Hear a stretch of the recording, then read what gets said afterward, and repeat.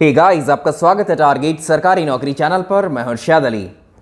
उत्तर प्रदेश प्राथमिक शिक्षक भर्ती यानी सुपर टेट परीक्षा की तैयारी में पाठ्यक्रम के अनुसार आपसे शिक्षण कौशल यानी टीचिंग स्किल के 10 अंक के प्रश्न पूछे जाएंगे। तो आज हम इस विषय की शुरुआत कर रहे हैं, जिसकी ये हमारी पहली क्लास है।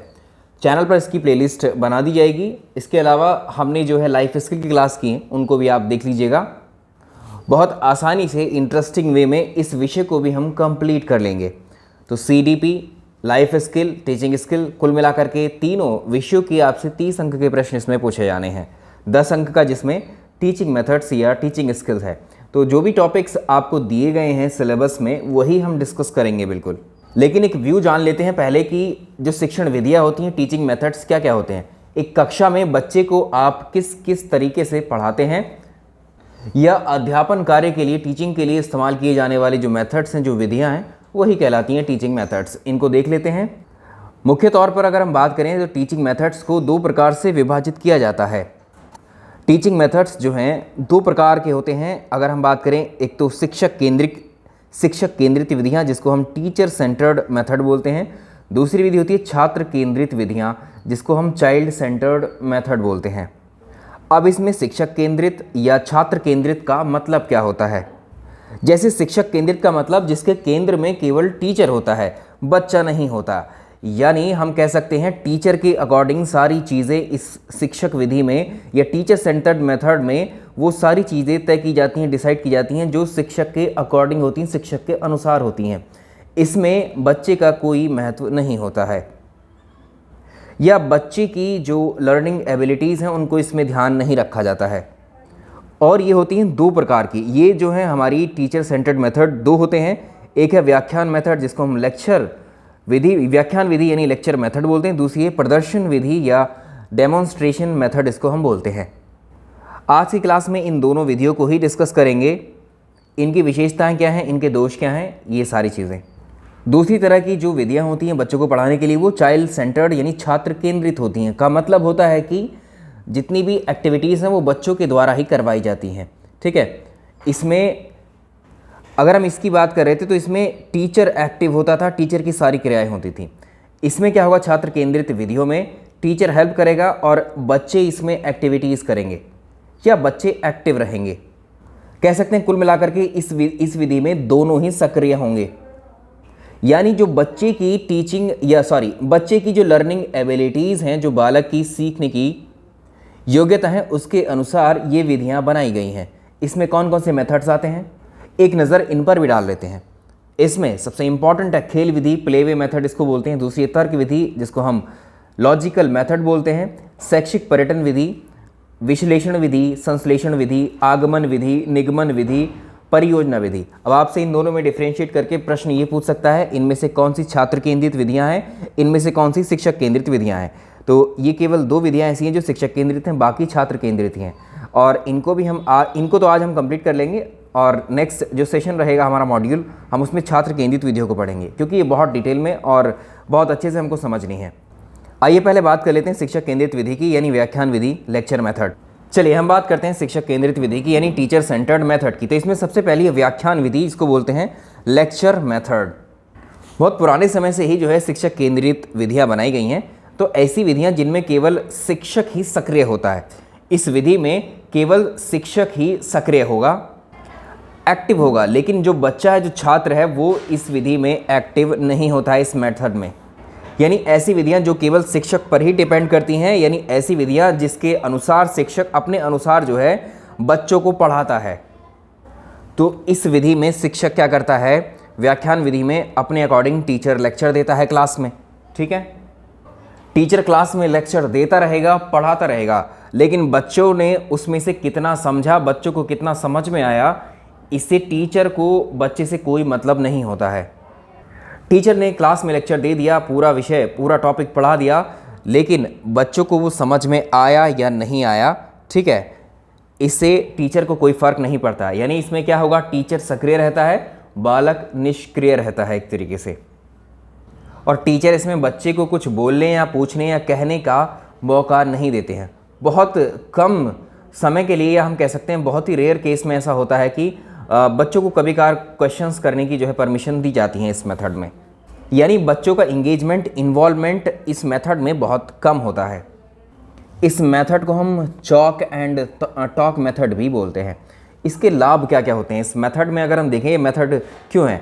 जैसे जब आप देखते हैं कि अगर आप कॉन्टीन्यूसली लेक्चर दे रहे हैं, ठीक है, बोल रहे हैं, और दूसरी तरफ से कोई क्रियाएं नहीं हैं बच्चों की तरफ से, ठीक है, एक्टिविटीज़ नहीं है, तो इसका मतलब है कि आपका जो कोर्स है, सिलेबस है, जो पाठ्यक्रम है, वो आप अपने नियत समय पर पूरा करा सकते हैं। यानी कोर्स इसमें टाइम पर पूरा हो जाता है। तो ये मेथड सबसे पुराना मेथड है, ठीक है। इस विधि में समय की बचत होती है, कम समय में जो विषय वस्तु सिलेबस है वो पूर्ण कराया जा सकता है आराम से, और कराया जाता है।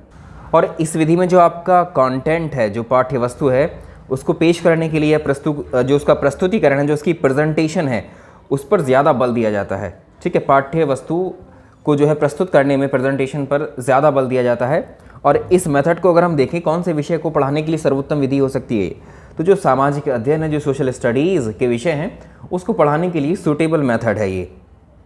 तो इसके कुछ दोष, इसकी कुछ हानियाँ या कुछ इसकी सीमाएं भी हो सकती हैं, लिमिटेशंस। तो जब इसमें केवल प्रेजेंटेशन पर ही ध्यान दिया जाता है, केवल टीचर ही अपनी बात कह रहा है, बच्चों को सिर्फ सुनना है, ठीक है, वो चाहे सुने या ना सुने, टीचर इस चीज़ को भी नहीं देखता है, तो हम कह सकते हैं कि इस जब प्रदर्शन पर ध्यान दिया जाएगा तो बच्चों को कुछ करने की इसमें ज़रूरत है नहीं। वो सिर्फ सुन रहे हैं, सुने या ना सुने वो भी मतलब कोई फ़र्क नहीं पड़ रहा है, तो बच्चे इसमें कुछ करेंगे नहीं, एक्टिविटीज़ नहीं हो रही। तो बच्चे जैसे करने के बाद, एक्टिविटीज़ करने के बाद लर्निंग होती है, वो सब इसमें नहीं होता है। तो करके सीखने के सिद्धांत के ये विरुद्ध हो जाता है ये वाला मेथड जो होता है। अगर इस प्रस्तुतिकरण पर अधिक बल दिया जाता है तो इसका मतलब छात्र की जो क्रियाशीलता है, ठीक है, जो एक्टिविटीज़ हैं छात्र की, वो नहीं होंगी इसमें, ठीक, या क्रियाशीलता को उसमें स्थान नहीं दिया जाता है। तो ये बच्चों के अकॉर्डिंग नहीं है। छोटे बच्चों को आप कितना भी लेक्चर देंगे तो उससे एक तरीके से उनको कितना समझ में आएगा, ये भी मतलब एक चीज़ है कि शायद उनको बहुत ज़्यादा समझ में नहीं आता है इन लेक्चर मेथड से।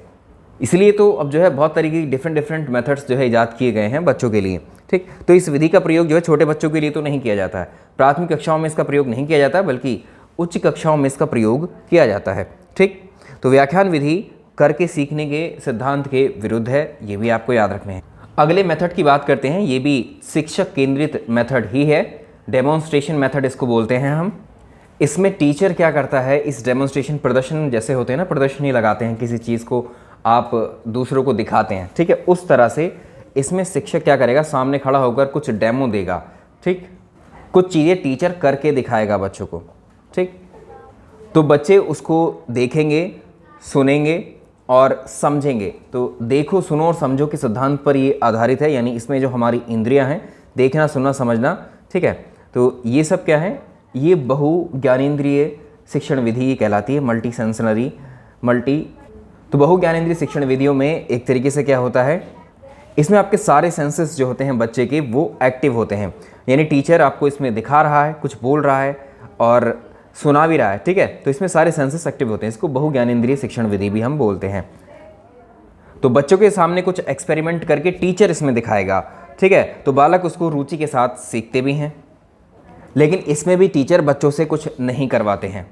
डेमोन्स्ट्रेशन का मतलब जैसे आप ये समझ लीजिए, जैसे आपको मैं अभी यहाँ पर पढ़ा रहा हूँ, ठीक है, तो आपको ये स्क्रीन नज़र आ रही है, स्क्रीन पर मैं आपको पढ़ा रहा हूँ, एक तरीके से दिखा भी रहा हूँ, बोल रहा हूँ, ठीक है, और चीज़ों को यहाँ मार्क कर रहा हूँ। ये है क्या, ये डेमोन्स्ट्रेशन है एक तरीके से।